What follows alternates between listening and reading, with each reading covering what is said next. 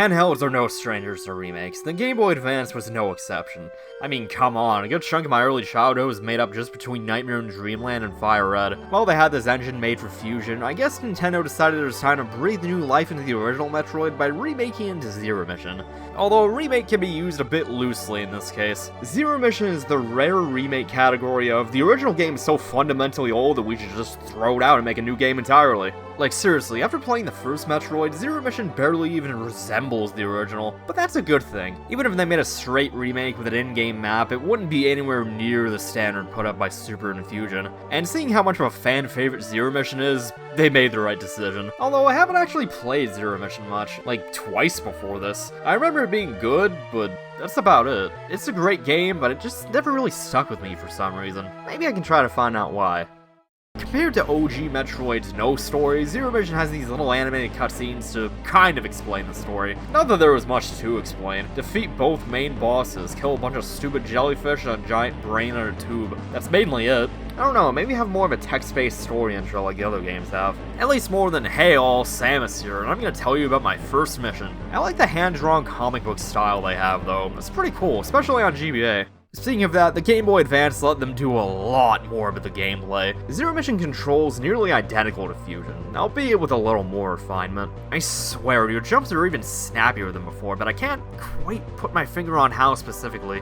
Maybe it's the buffed wall jump. This thing was next to useless in Fusion, aside from maybe speeding up the exploration on occasion. But Zero Mission has it closer to how it worked in Super, even if it's not nearly as broken as it was back then. This time is mainly used to get a few pickups earlier, or maybe jumping somewhere easier, but unlike Fusion, you can't grab ledges by default. You first need a new ability called the Power Grip. Samus could do this in Fusion because the Fusion suit was so much lighter, so she needs this ability to do it otherwise. It's been retconned into a pickup that she just happened to never have before. I like that. But after having just played Fusion, not having the Power Grip was throwing me off, I have to admit. Otherwise, Zero Mission doesn't have any new abilities. It's mostly stuff we've seen already. Not that it's a bad thing. All of Samus' toys from later games are awesome to use in the context of the first game. You do get the Power Grip in a new area though. Well, new to this game. You end up in Criteria for a bit and go through some Chozo ruins. It's pretty cool. You can head over to your ship too, but because of how frequent recharge stations are with Chozo statues, you don't have much reason to come back here until way later. The first game was the only one without your ship, so it's pretty cool that they figured out a way to naturally fit it in.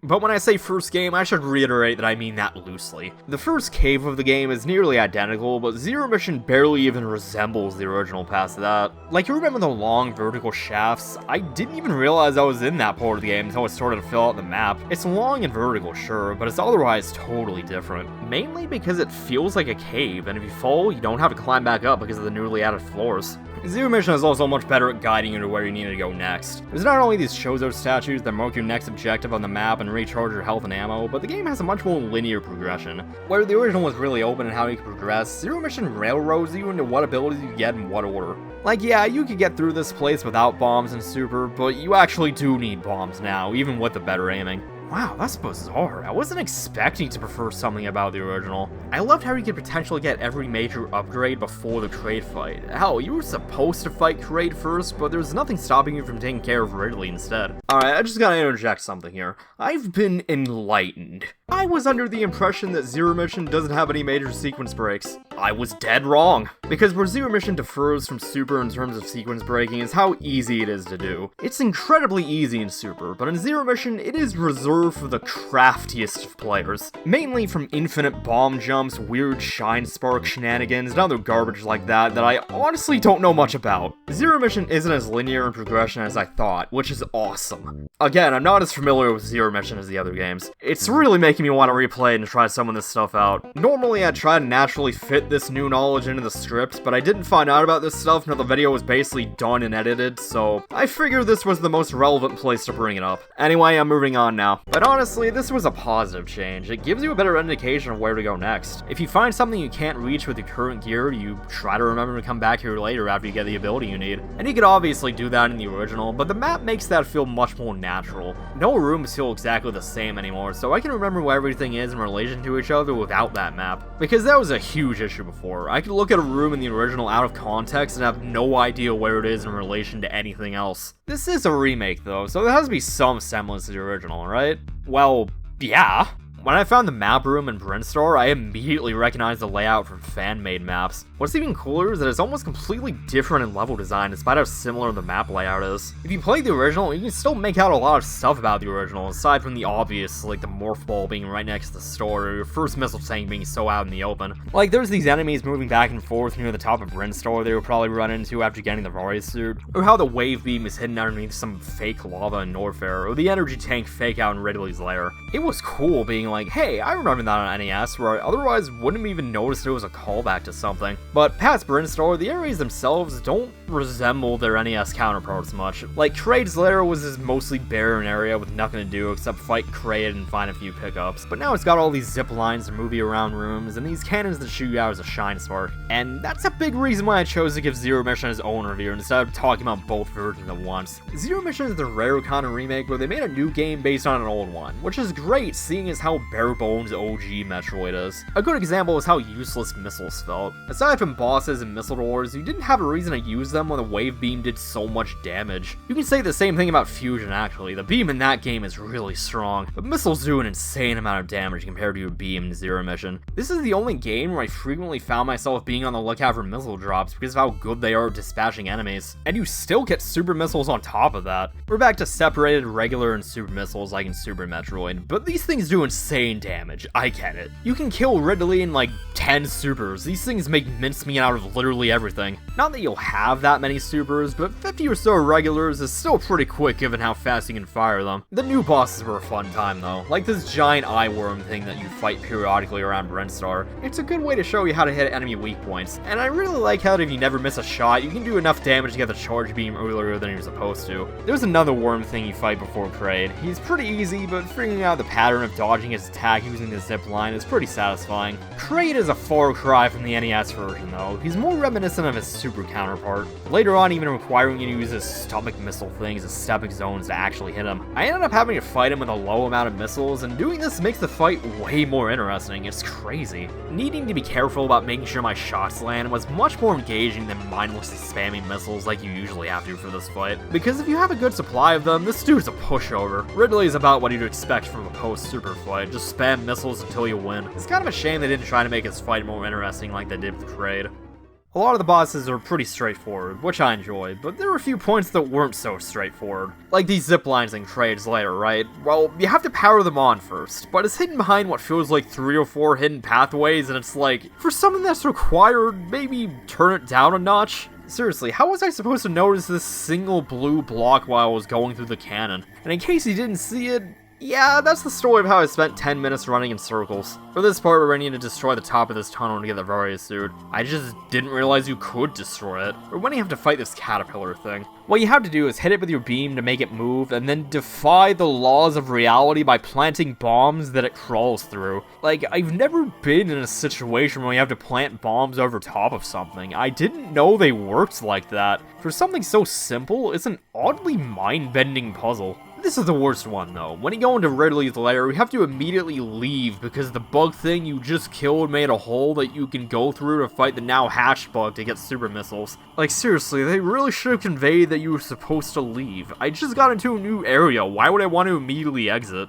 For a remake of a game that was so cryptic, I was surprised how often I got stuck trying to figure out what to do next. You'd think they would put extra attention to make sure the player was never confused like they were originally. Now, on a repeat playthrough, this stuff is easy to remember because of how obtuse they are. But during the first playthrough I did for this review, I just forgot about it, I guess. I never found myself replaying Zero Mission that much for whatever reason. Never felt like it, I suppose. Due to a combination of finishing up the Metroid 1 and 2 reviews, learning more programming stuff, and getting a PS5 through some divine miracle, I ended up not buckling down and writing this script until 2 weeks after I initially played it. I wasn't sure what to really say, so I just said screw and played the game again. And I'm glad I did. Zero Mission is oddly replayable. Everything feels so smooth when you know what you're doing, and that makes it have Sonic syndrome in that regard. It's not always the best at first, but super satisfying and fast-paced when you put in the time to get better at it. at it. I always saw Zero Mission as one of the weaker games because of pacing issues and feeling a little too short, but I guess that was just me. If I'm still able to have this much fun after just having replayed it, that's a sign of a damn good game in my eyes.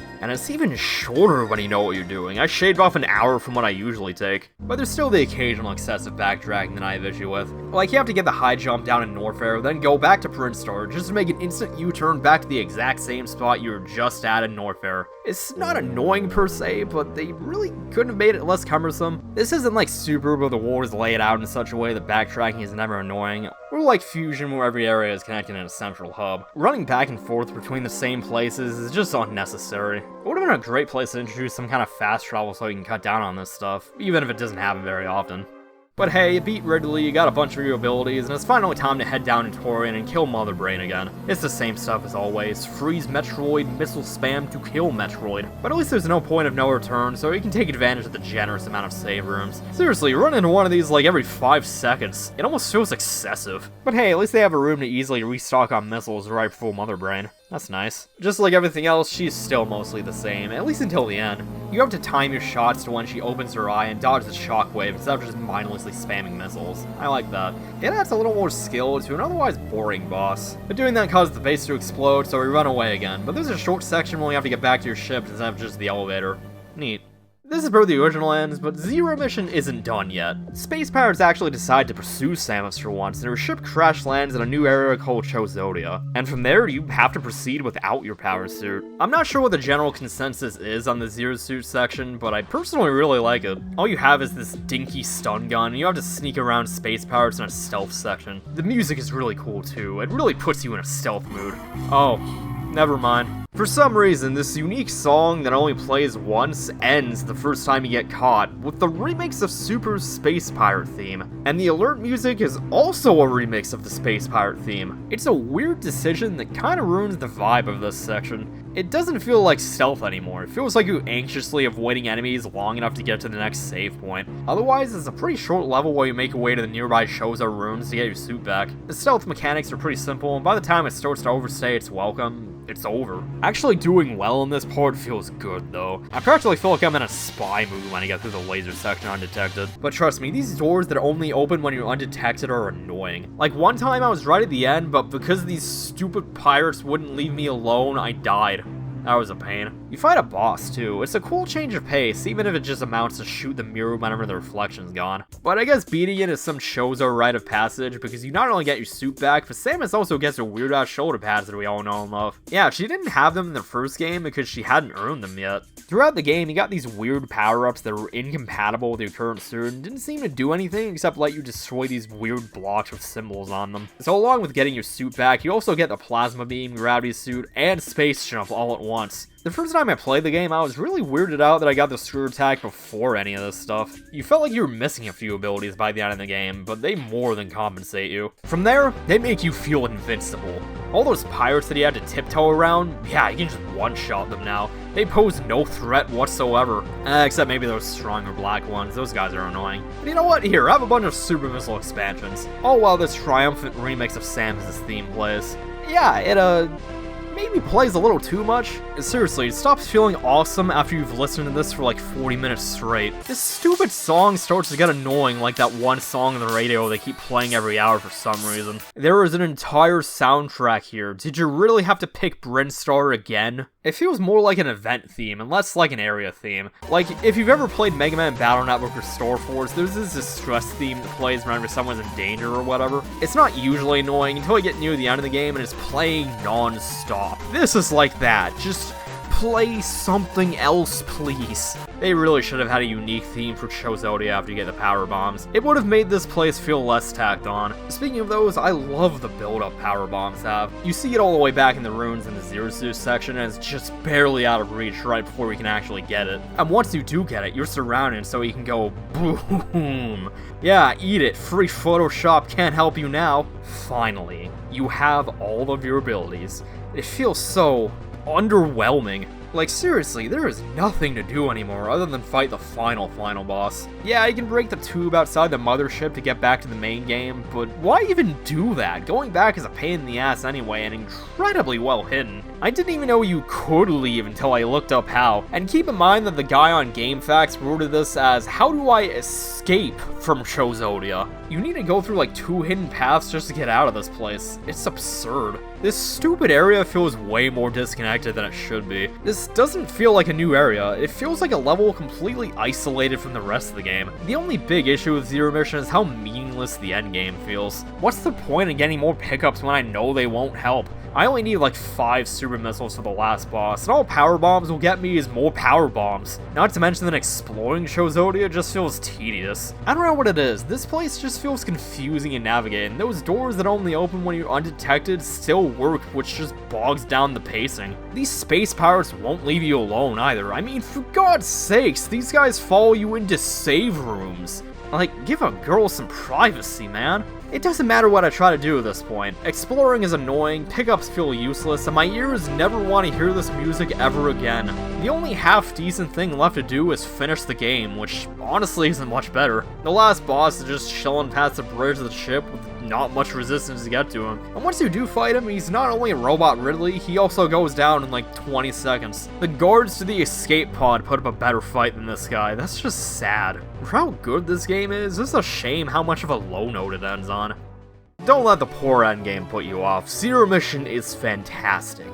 It takes the outer shell of the original Metroid and pretties it up into something completely original in its own right. That's not an easy thing to do, and Zero Mission pulls it off beautifully. And who even cares if it ends up being so different from the original? You unlock the original Metroid after you beat the game, so you can just go back to playing that if you somehow didn't vibe with the remake. Seriously, more remakes need this. Being able to go back and easily play the original makes you appreciate all the new improvements. The only other game I can think of that does this is Halo, but those remakes are pretty much just prettier versions of the source material anyway. I'll give Samus Returns a pass since Metroid 2 was already playable on 3DS, but Link's Awakening really should have included an emulated version of the original. Playing the first release still has some merit. But let's face it, Zero Mission just replaces the first Metroid, don't bother with the NES version. The difference isn't just night and day, it's practically a ghetto motel room versus a 5-star resort. If you're interested in playing Metroid, this is probably the best place to start. Anything to make sure Metroid Dread sells well, because if you've thought a 4-year gap in releases was painful, oh boy. Next up is Samus Returns, which was the first proper Metroid game in like 10 years. Until then, take care everyone, and I'll see you all next mission.